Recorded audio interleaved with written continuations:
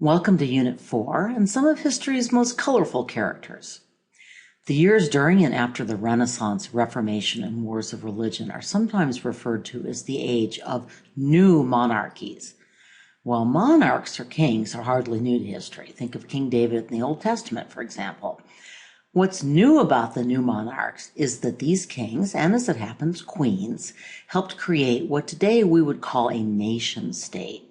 The term nation usually refers to a group of people who share a common culture and language and identify themselves as belonging together somehow.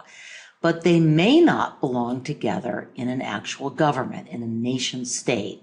That is, there may not be a unified government to rule over a people who see themselves as a nation. So, for example, nations such as the Poles were very often ruled over by other countries. The Germans and the Italians would not have a state, that is a unified government, for another 300 years. And we'll talk about what happens when they do in the second semester.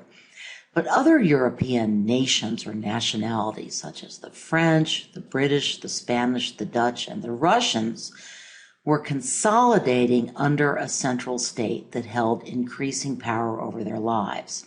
Most of the time, that consolidating was accomplished by and the power was wielded by increasingly powerful kings. So, why did powerful rulers and nation states begin to emerge? I'm going to throw out some pictorial hints. What's one reason? We've talked about this before. The rise of gunpowder and of the infantry armies meant that small groups of knights led by nobles no longer won wars.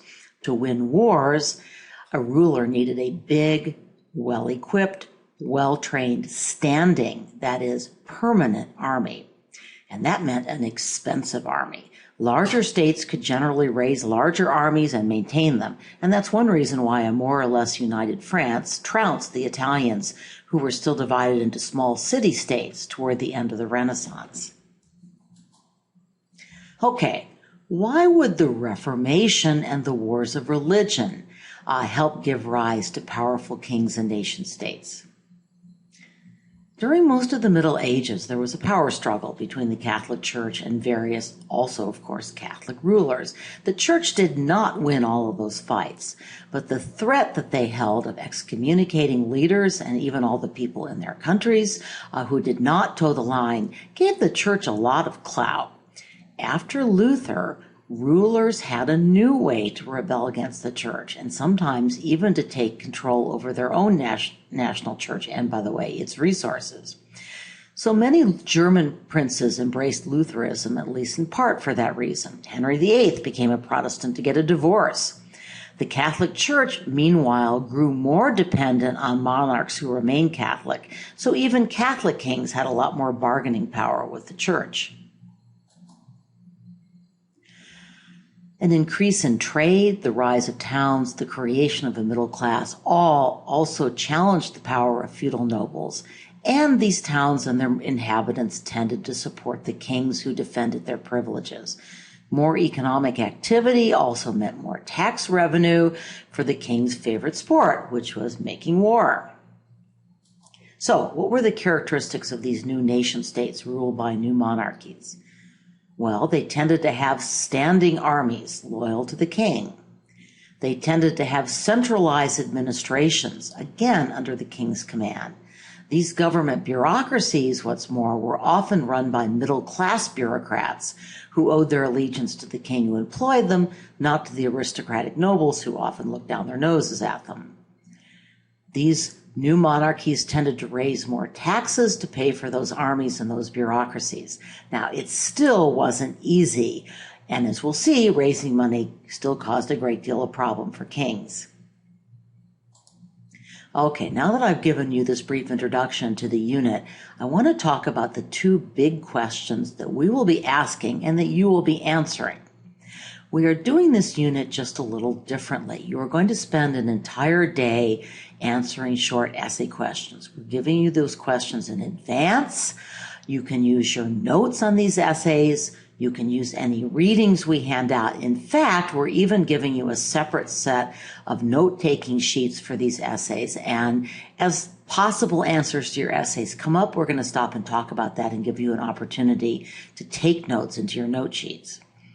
So the first big question, and these questions are actually divided into parts, but the first big question is, how well did two of the rulers we are going to study, Elizabeth I of England and Louis XIV of France, follow Machiavelli's advice to princes? Remember Machiavelli and his advice from Unit 2?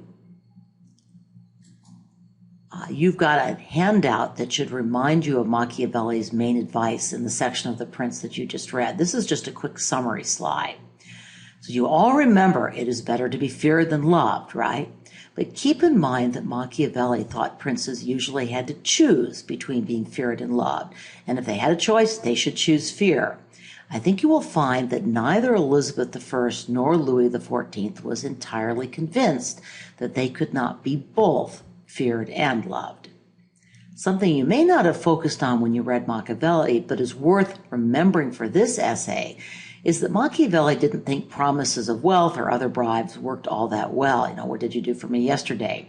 He does, however, suggest that subjects will sometimes stay more loyal to a prince who appears genuinely great. Again, you should think about this when you're looking at the careers of both Elizabeth I of England and Louis XIV of France. Fear is good, says Machiavelli, but hatred is bad. And it's a little hard to get your mind wrapped around that difference, but it's worth trying. Basically, if a prince takes people's property or their women, his people will hate him. Similarly, a prince who's going to be feared is going to have to chop some heads off, but that chopping should at least seem to be just and fair. Otherwise, the prince will be hated as well as feared, and that encourages people to look for ways to overthrow that prince. In other words, princes who engage in wholesale murder of their own people for no good reason are going to get into trouble, which means they need to find good reasons. A lot of the point of being feared is that it helps keep armies together and win wars. So does winning battles, a point that Machiavelli makes elsewhere. Doesn't really show up in the Prince reading that you did, but is again important in looking at these two leaders. Notice that in this passage, he does say that great generals like Hannibal were seen as both brave and cruel. And you're going to want to think about appearing brave, especially when you're looking at Queen Elizabeth. On to the second set of essay questions. And this is going to be more for, actually the second part of your lesson on England and then your lesson on France and a little bit on Russia and Japan. So eventually the European new monarchies go in two different directions. In France, Spain, and Russia, kings strengthen their absolute rule over their kingdoms and often successfully expand and rule through war. Japan, in roughly the same period, actually established a kind of feudal absolutism, under a shogun, and we'll look at that too. In England, the people fought a civil war over absolute rule, and eventually they rejected absolutism in favor of a constitutional monarchy, and basically they shopped around for a king who would agree with them about that. In a constitutional monarchy, power of the king is limited by a legislature. In England, that would be Parliament, and by the rule of law. Even kings can't disobey the law. This was the tradition that America would borrow and expand, so it's very important for U.S. history. Now, absolutism had both advantages and disadvantages in terms of its effectiveness. We're going to be talking about these, mostly looking at the France of Louis XIV, but also the shogunate of Japan, and a little the kingship of Peter the Great in Russia. You have a timeline presentation on that, I believe.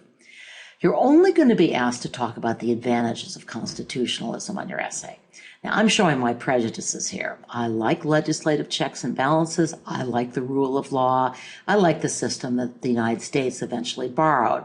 And I frankly think Britain did choose a wiser and more sustainable path than France, Russia, or the shogun Japan. But we'll think later about whether constitutionalism has disadvantages as well. Okay, enough introduction. We're going to move into English history, picking up where we left off with Henry VIII. Sorry, by the way, about the ringing phone.